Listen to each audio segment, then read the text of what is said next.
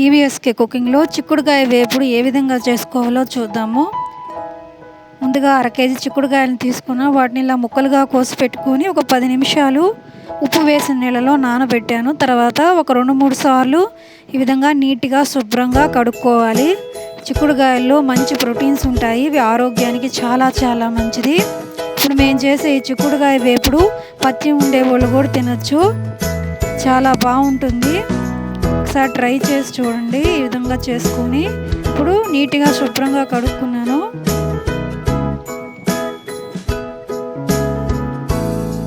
వీటిని ఒక కుక్కర్ గిన్నెలోకి తీసుకుందాము. కొద్దిగా నీళ్లు పోసి తగినంత సాల్ట్ కొంచెం వేసి ఒక విజిల్ వచ్చే వరకు ఉడికించుకుందాం. చూసారు కదా, ఉడికిపోయాయి. నీళ్లు కూడా కొంచెం వేసాము. తర్వాత ఒక స్పూన్ ఆయిల్ వేసుకొని అందులో కొంచెం ఆవాలు, పచ్చెనగపప్పు వేసుకుందాము. తెల్లబాయలు ఒక 6-7 ఉంటాయి, అన్నీ వేసి ఫ్రై చేసుకుందాం. కరివేపాకు కూడా వేసాను. ఇవి ఫ్రై అయ్యాక మనం ఉడికించుకున్న చిక్కుడుకాయలు ముక్కల్ని వేసుకున్నాను. వీటిని వేసుకొని ఫ్రై చేసుకుందాము. మనం కొద్దిగా వాటర్ వేసాం కాబట్టి చిక్కుడుకాయలో కూడా నీళ్ళు ఉంటాయి కదా, అవన్నీ ఇంకిపోతాయి.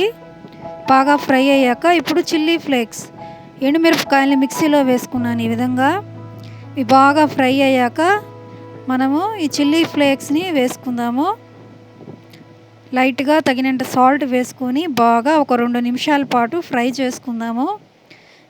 ఈ ఫ్రై చాలా బాగుంటుంది, చాలా టేస్టీగా ఉంటుంది. ఒకసారి ట్రై చేసి కామెంట్ చేయండి.